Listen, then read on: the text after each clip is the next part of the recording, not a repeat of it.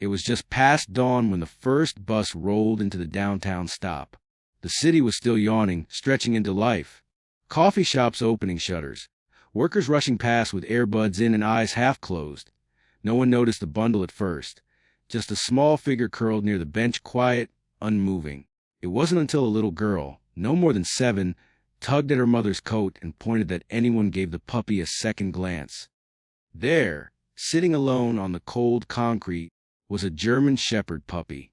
Her ears were too big for her head, and her legs still clumsy with the awkwardness of youth. She had that soft, velvet fur only very young dogs have, and eyes that looked far too old. Around her neck, tied gently with a bit of twine, was a handwritten note.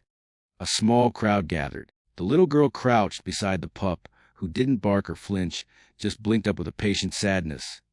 Someone carefully untied the note and read it aloud. "My name is Luna. I am not sick. I am not dangerous. I am just not wanted anymore. Please be kind to me." There was silence, and the door opened. Not the usual kind of public silence, the type people hold when they're trying not to make things worse. This was different. It was the kind of quiet that seeps into your bones, the kind that makes even the busiest commuter look up from their phone and feel something. The note had been written in a shaky hand. Parts of it were smudged, possibly from tears. It continued. "My owner loved me once, I think. He used to let me sleep on his chest. We would play with the red ball in the yard. Then things changed. He got angry more often. The ball stayed in the corner. I didn't know what I did wrong. Yesterday, he drove me here. He told me to wait. I waited."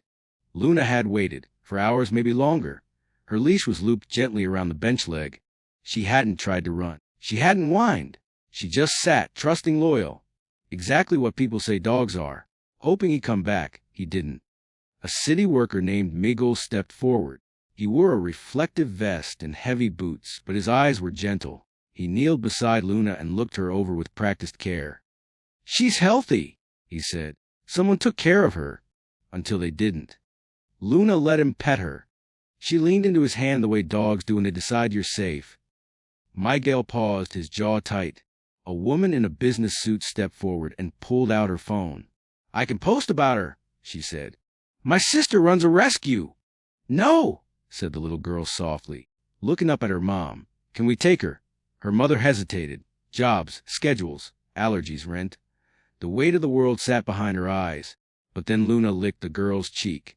It wasn't frantic, just one soft gesture of trust. The mother looked down, sighed, and nodded. The girl hugged Luna. The small crowd, strangers brought together by something quiet and real, burst into applause. Someone filmed it, not the sad beginning, but the moment Luna stood and wagged her tail for the first time. The video showed the little girl wrapping her arms around the dog, and the note, still clutched in someone's hand, trembling just a little.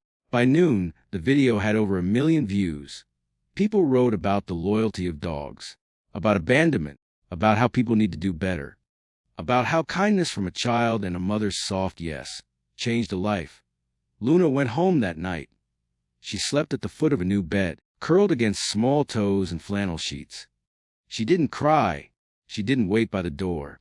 And somewhere in the house of the man who left her, maybe silence echoed louder than before. The internet moved on the next day as it always does. But for one puppy and one little girl, everything had changed forever.